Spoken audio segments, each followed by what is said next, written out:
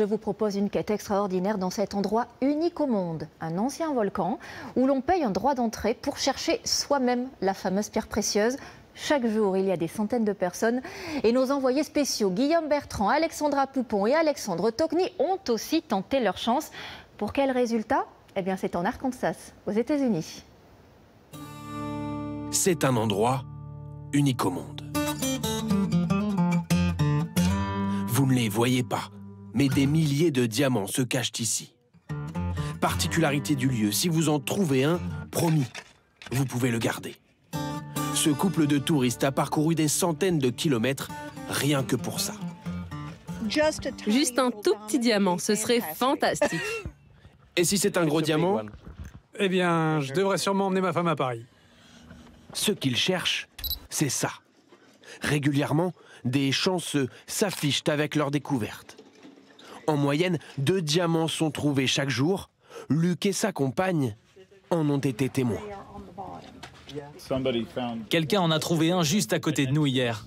J'ai fait « Ah, mon Dieu !» Ça pique un peu, mais on était contents pour eux aussi. Un peu jaloux, ils resteront une journée de plus, avec une mission bien précise. En fait, je cherche un diamant pour mettre sur une bague, pour elle. C'est ma fiancée juste là. Même si on ne trouve rien, ça fera de bons souvenirs. C'est vraiment sympa à faire. Cette aire de jeu, c'est en fait un ancien volcan, entré en éruption il y a 90 millions d'années. Le magma a fait remonter les précieux diamants à la surface. L'endroit est maintenant la propriété de l'État de l'Arkansas. Entrée payante, l'équivalent de 10 €, pour devenir chercheur de diamants. Nous aussi, on a décidé de tenter notre chance. C'est parti pour la chasse aux diamants. Concentration maximale, il y a 15 hectares à fouiller et les diamants sont généralement très petits, difficiles à repérer.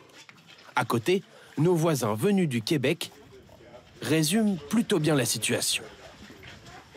C'est un peu chercher une aiguille dans une botte de foin, j'ai l'impression. Ah oui, définitivement, là, mais c'est pas grave, ça... c'est ça le plaisir, c'est de chercher. Il faut laver la terre, les pierres, tout trier, jusqu'au moment où... Tiens, attends, c'est quoi ça? Ça brille, hein? Un diamant? Peut-être. Pour en être certain, nous avons rendez-vous avec Jack, chercheur et trouveur de diamants depuis 10 ans. Verdict? On pense que c'est un diamant, mais on n'est pas sûr. Ah, ça c'est du mica malheureusement. Le mica, c'est une roche minérale, rien de plus. Bon, ce ne sera pas pour cette fois. Est-ce une question de chance? Pas seulement. Trouver un diamant, c'est avant tout beaucoup de travail. Pour les chercheurs expérimentés comme moi, il faut travailler 1 tonne de pierre et de terre pour trouver un seul diamant. Il vient juste d'en trouver un, minuscule. À la revente, pas plus de 40 €. Mais depuis qu'il cherche, Jack en a trouvé 150 au total. Grâce à une technique apprise ici, dans la ville, juste à côté.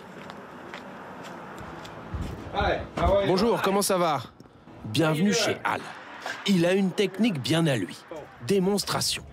Un diamant se cache au milieu de ces pierres. Il va le retrouver. Vous entendez ça? Les diamants, les cristaux, c'est lourd. Ça tombe au fond de ce tamis. Ce mouvement, il faut le répéter 8 fois. Pas plus, pas moins. Ensuite, En haut, en bas. miracle, le diamant se trouve pile au milieu. Mais il faut quand même avoir l'œil. Comme Al, tous les commerçants profitent de cette attraction. Vente d'outils ou de simples pierres. Cette ville, c'est à peine 2000 habitants, mais chaque année, plus de 100 000 visiteurs. Ce sont les diamants qui ont fait cette ville. Ce sont les diamants qui l'ont rendu célèbre. C'est même devenu l'emblème de l'Arkansas, seul producteur aux États-Unis. En un siècle, 70 000 diamants ont été trouvés. Vous savez ce qu'il vous reste à faire, mais pour pouvoir le ramener en France, le diamant doit obligatoirement être monté sur un bijou.